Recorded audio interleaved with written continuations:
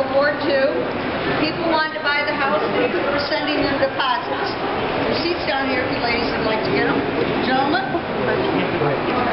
To convert the factory, Bucky needed $10 million to retool the factory. He's working with a plane company that doesn't want to spend any of their own money. Typical investors want instant profits. Bucky wants people to live in the house he built outside for a couple years to get the details done right before you build it. And the final thing has to do with what our house looks like. What you think it looked like when you first saw it? Spaceship? A spaceship is what most people think. Other ideas are a big Hershey's Kiss or a big hamburger and the window's the meat part. Well, it's a shiny round house that's not sitting on the ground.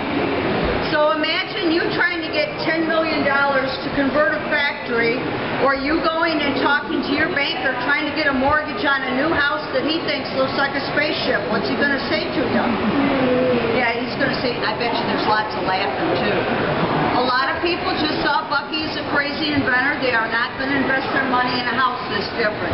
And whatever Fuller did in math or science, he thought it was important to do things the right way or not at all. If you have to make your house look more like everybody else's house to get the banker's money, it's better to walk away from the project, and that's what he does. That's why they only build two. Our house is made of the parts of the two houses they did build. The roof is aluminum. It's not going to rust. You don't paint your house. Outside maintenance is meant to be spray your house off with a garden hose. You have a 38-foot long plexiglass window here. You've got a big picture window because it uses plexiglass instead of glass. The floor is an aircraft plywood made out of fir. The house is hanging in the air from some very strong steel cables. It's called a tension structure. What that means is the house hangs off the pole in the center of the house called the mast. Imagine our house like a big giant umbrella, and you're looking at the umbrella handle there. There are wires that come out along the roof. They come by the windows. You see them crisscrossing as they go by the glass. When they get to the bottom of the wall, they go back underneath the floor. So your house hangs in the air, and the cables you see down on the ground, make sure your house doesn't wiggle too much. It does wiggle and squeak a little, but it survives tornado-strength winds. If you lived where you had to worry about hurricanes or flooding, build it higher up off the ground. He also wants a house that survives earthquakes, lightning strikes, and don't spend more than 15 minutes a day taking care of your house. We will go through all the rooms, but the living room, dining room, that's original floor, so admire the pretty floor through the window. Will you be able to walk through the house?